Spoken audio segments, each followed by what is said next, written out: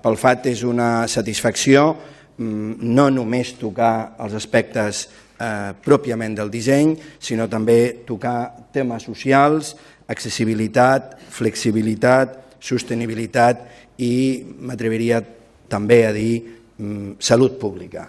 Nosaltres hem de superar el tenir per utilitzar el verb usar.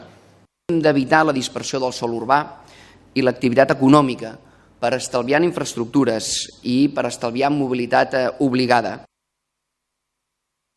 De la mateixa manera que contamina paga, qui més utilitza el transport públic menys paga.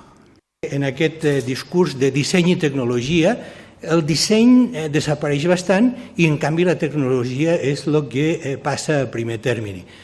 Que les tecnologies de la informació i la comunicació, les Smart Cities, són un mèrit, no és el fi. Qui ha decidit de donar permís per utilitzar una gran part de l'espai viari per deixar una propietat privada? Mentalització.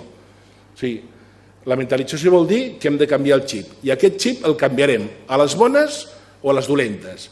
Mobilitat habitual vol dir atendre a la verdadera geografia de les persones. La gent no té dret a la mobilitat, té dret a una accessibilitat, a coses importants. Gestionar la mobilitat d'una gran ciutat, un dels instruments bàsics és col·laborar, treballar estretament amb els diferents operadors, no són coses menors. El gran repte de futur, jo diria que el lema és humanitzar la mobilitat. Si el transport públic té que ser atractiu, no podem estalviar ni un euro amb la fiabilitat i el manteniment de servei. Perquè em queixo del cotxe, però els governs el que ens demostren és que quan hi ha crisi correm a donar incentius fiscals perquè la gent compri cotxes. És evident que les infraestructures són un instrument, segurament un instrument molt potent, molt costós, però alhora, és a dir, l'organització del sistema és el més important, no? La gestió. El vehículo eléctrico contamina cero localmente, pero externaliza la polución. Seamos conscientes también. Yo no me imagino qué pasaría si todos los coches fuesen híbridos o no, vamos, eléctricos. Si realmente la red que tenemos tiene capacidad o no tiene capacidad. Pero el vehículo eléctrico es la solución, porque ya no hay contaminantes ni partículas contaminantes que nos chupamos cada día. Poquito a poquito vamos mejorando el motor convencional, pero cada vez invertimos más y sacamos menos. Es normal que para transportar mi peso, 80 kilos, haga falta un vehículo de 1.700 kilos.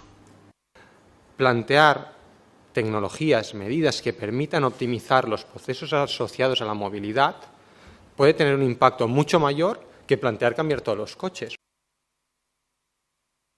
Que òbviament la mobilitat sempre està pensada des de l'objecte, perfecte, i quan no està en ús... El vehicle està el 90% del seu temps útil parat. És una contradicció en una ciutat com Barcelona, que és una ciutat extremadament densa, vertical. Per què han de tenir cadascun cotxe? El que ens permet una mica la tecnologia elèctrica és una arquitectura completament diferent. He passat del cotxe al cotxe híbrid i el meu proper cotxe possiblement sigui el no cotxe.